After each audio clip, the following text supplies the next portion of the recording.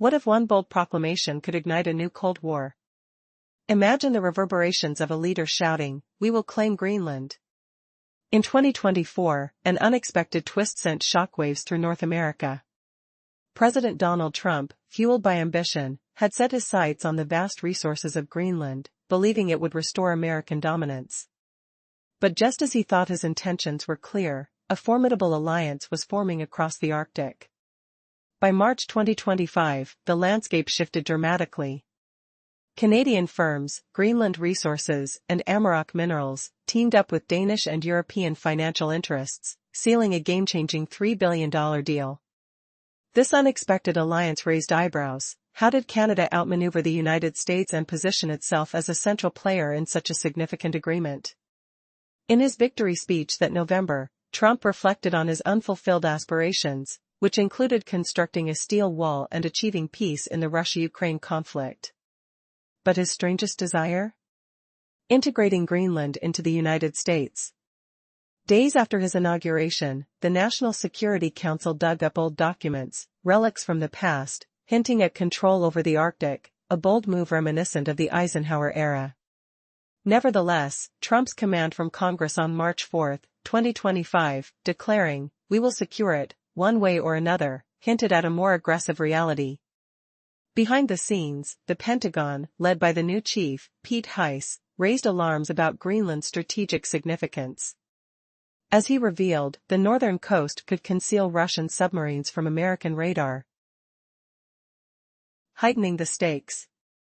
Meanwhile, shockingly, the U.S. was not only interested in territorial might but also in rich geological deposits, potentially holding 38 billion tons of rare earth materials and 17 billion barrels of oil. The demand for these resources led to urgent calls for action, with some in the Senate echoing warnings about losing opportunities to competitors like China. Reacting to ongoing provocations, Denmark's Prime Minister Mette Frederiksen emphasized that Greenland was an entity of its own. The island, maintaining its autonomy within Denmark, made it clear that discussions on sovereignty were off the table, a declaration that sent ripples through NATO and beyond. The harsh message served as a warning: any aggressive claims could fracture the North Atlantic Alliance's integrity. As Trump rallied public support with promises of wealth for the U.S. through Greenland, many Americans wondered why the nation, already a protector, should not claim ownership. Yet Greenland had its vision for partnerships with Europe, aiming for sustainable development through foreign investments. The European Union's Critical Raw Materials Act was a beacon of hope, mandating ethical sourcing from allied nations. The coalition in Greenland, supported by local government, saw a moment of opportunity to unify against U.S. pressure and commit to eco-friendly mining strategies in cooperation with European allies. All of this, however, required substantial investments, capital that had yet to emerge. Two Canadian companies, driven by a vision for the future, entered the narrative. Greenland Resources, with its history steeped in metal prospecting, found new momentum amid rising European demand for their resources. Meanwhile, Amarok Minerals, listed across major exchanges, attracted swift investment interest, leveraging Arctic gold and the market's speculative excitement. Fast forward a few months, and Copenhagen found itself grappling with the reality that Canadian-led ventures were transforming Greenland's mining landscape. As U.S. plans to insert influence began to crumble, Canadian backing, along with European financing, promised a new era of resource extraction, one that would cater to Europe's high-value steel industry rather than U.S. interests. What happened next made headlines. Canada was not merely safeguarding its interests, it paved the way for a new geopolitical landscape. Military and diplomatic tensions simmered as nations weighed their allegiances against the backdrop of impending resource conflicts. The stage was set for an intricate dance between diplomacy and ambition as Ottawa sought to stem American encroachment, culminating in a riveting tale of power, resources, and international strategy. How will this tug-of-war over Greenland's fate unfold? With alliances forming and tensions escalating, one thing is certain: the Arctic is about to become the epicenter of a high-stakes global chess match. Who will emerge victorious? Stay tuned as we continue this riveting saga of ambition, strategy, and the race for the North. In the swirling chaos of international politics, Donald Trump's declaration to annex Greenland sparked a global stir. "We will get it one way or another," he roared from Congress, illustrating his unyielding grip on this icy territory. Yet, beneath the surface of this dramatic proclamation lay a deeper conflict. By March 2025, an unforeseen alliance emerged, redefining power dynamics. In a stunning $3 billion pact, Canada-based Greenland Resources and Amaroq Minerals joined forces with Danish Greenland administrators and the European Investment Bank to exploit the rich resources of this vast land. How did Canada manage to outmaneuver the United States and become the central player in such a vital agreement? As tensions mounted, Trump's team ratcheted up pressure on Congress, leveraging claims of economic national security to sway support. Missouri Senator Josh Hawley warned, "If we don't mine these resources, Beijing will find a way." Meanwhile, the Danish Prime Minister, Mette Frederiksen, limited her responses, asserting the simple truth: Greenland rightly belongs to its people. However, on March 12, Greenland issued a powerful statement with their coalition government, firmly declaring no negotiation over their sovereignty would occur. They emphasized that any coercive moves by Washington could jeopardize the integrity of the North Atlantic Alliance itself, creating a precarious situation for NATO members. As whispers of territorial claims swirled, the foundational principles binding allied nations seemed at risk. Trump's ambition struck a chord with some Americans, who questioned, if the U.S. already protects Greenland, why not pay for it? Contrastingly, Greenland's aspirations leaned toward European partnerships, driven by the Critical Raw Materials Act. This legislation mandated that a significant portion of rare earths consumed by the European Union stem from allied sources adhering to human rights and environmental standards. With Canada stepping in, the geopolitical landscape was about to shift dramatically. What bold strategies would emerge? And how would the global powers react as economic interests collided with national pride?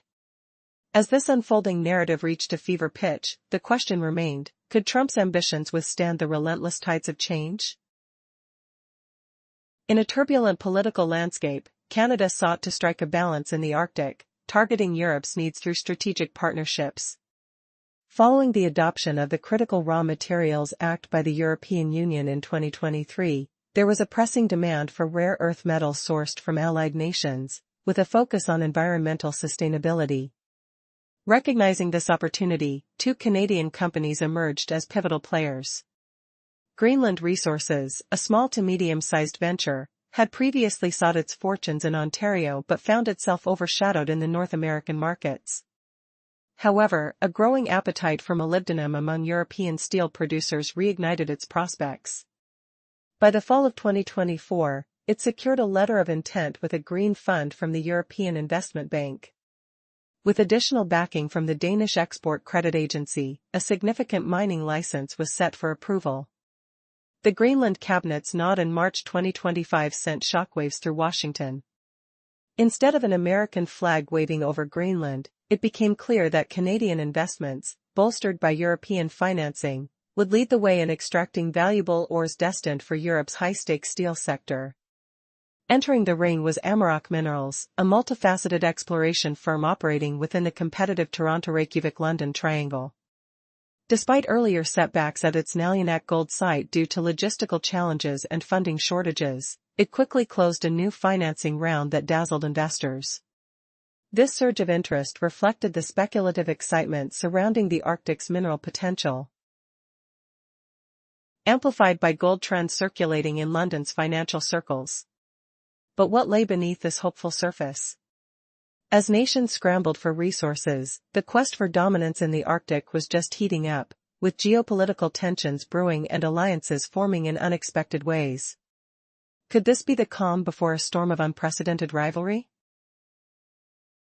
Greenland's allure had captured attention like never before, transforming the icy landscape into a focal point of global intrigue. In a stunning turn of events, Canadian companies swiftly seized the moment. A flurry of investment came pouring in, drawing in £9 million from a Danish public fund, £6 million from Norway's government pension fund, and the rest from eager private equity investors across the UK and the US. While American officials plotted their Greenland takeover, American capital found a new ally in the Canadian Arctic gold venture. The Toronto press exploded with bold headlines, illustrating a development corridor they dubbed Canada's Arctic Hexagon. This ambitious project began in Baffin Island and spiraled towards Elmer Island, which bristled with mobile rocket tracking capabilities.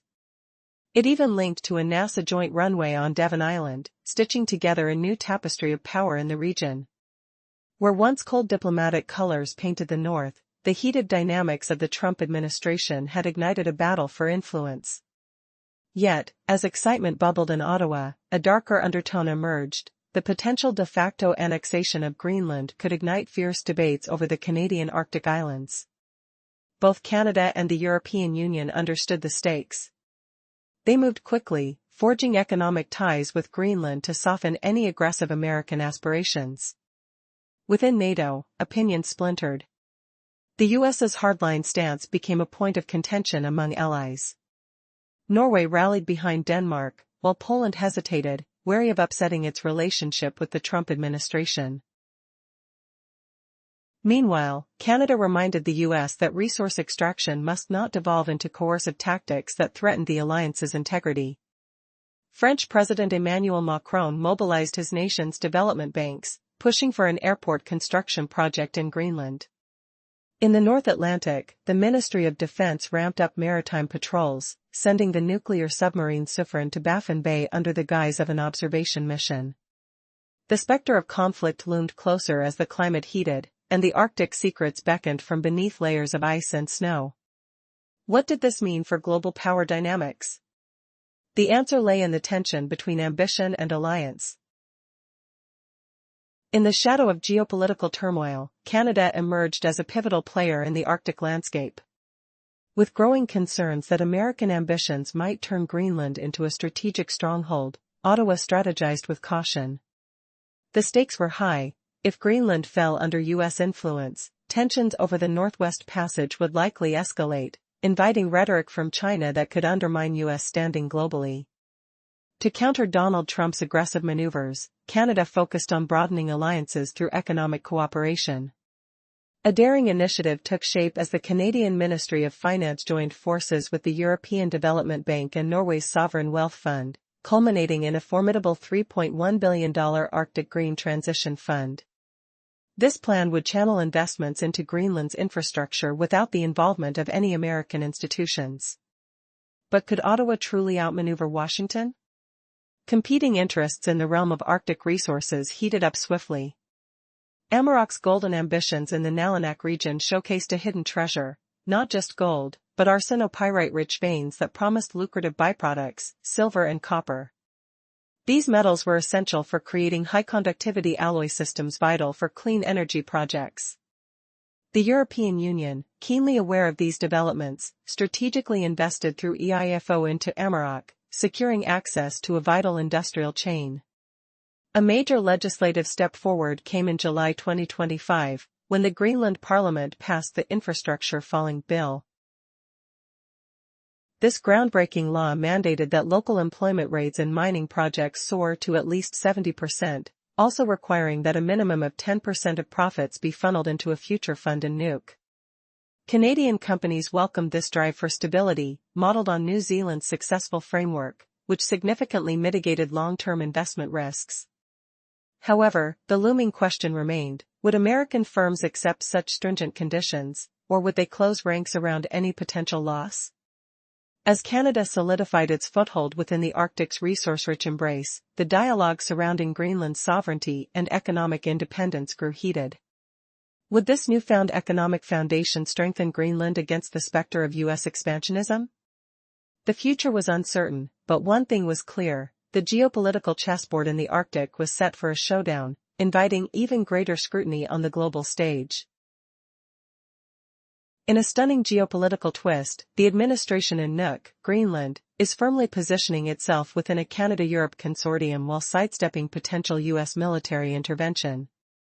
The challenge for the Trump administration lies in the fact that Denmark is a NATO ally. Any aggression could activate NATO's Article 5, which mandates a collective defense response. The Pentagon acknowledges this precarious situation, yet their public rhetoric brims with bravado. Behind the scenes, their strategy resembles a series of carefully orchestrated military displays meant to project power without overt occupation. Imagine a Lockheed C-130 landing at Thule Air Base, not for war but as a portentous display of might. There's also the buzz around accessing satellite tracking antennas, further signaling that the true intention is to gain influence rather than to start a conflict. Meanwhile, the local sentiment in Copenhagen is fraught with anxiety. The presence of an overwhelming American military might is unsettling the Greenlandic population's desire for autonomy. Amid this backdrop, a rush of investments is surging, fueled by Canadian companies keen on developing energy solutions. Cedar Energy is in discussions about establishing a floating LNG conversion plant off Disco Bay, eschewing the U.S. for European buyers. This strategic pivot is poised to reshape energy distribution, allowing new routes to Eurasian markets that bypass Washington's influence entirely. Central European nations, particularly Germany, are seizing this opportunity to diversify energy sources. Pivoting away from American LNG towards Canadian Arctic gas, a move that could destabilize existing dependencies. This shift reveals an ironic truth: Trump's ambitions for Greenland to become a U.S. territory have backfired dramatically. Instead of a U.S. stronghold, Greenland is evolving into an innovative Arctic consortium shared by Canada and Europe. Washington's transatlantic ties seem to fray as the world watches a new Arctic dynamic form, one where the North Star no longer points towards America. In the complex geopolitical landscape of the Arctic, Canada has emerged as a crafty player. Navigating the pressing issues of both Ontario's battery export ban and the mining ventures in Greenland, Canada has managed to maintain a delicate equilibrium between competing power blocs. As the United States remains fixated on a possible forceful acquisition, the mounting military, political, and economic costs continue to rise dramatically with each new venture between Canada and Europe. The Arctic, once perceived as a mere expanse of ice, has transformed into a high-stakes chessboard. The outcomes here affect not only international law and trade routes but also energy security and the rights of indigenous populations. As the Trump administration clings to a mindset focused on dominance, Canada and its allies are strategically advancing, forming diverse partnerships that prioritize local ownership and revenue sharing. Greenland, once thought of simply as a territory open for negotiation, now represents a treasure trove of critical minerals in the modern age. It's become a vital link in the chain of global resource markets, particularly in the context of clean energy and advanced technologies. The power dynamics have shifted. The true keys to Greenland's wealth lie not in Washington, but rather in the hands of Ottawa and Brussels.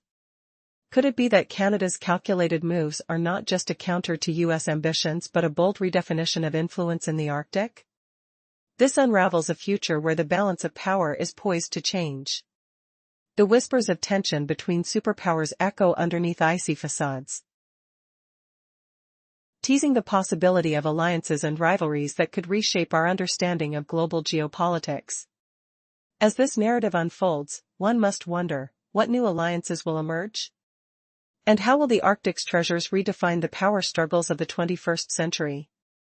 The game has only just begun.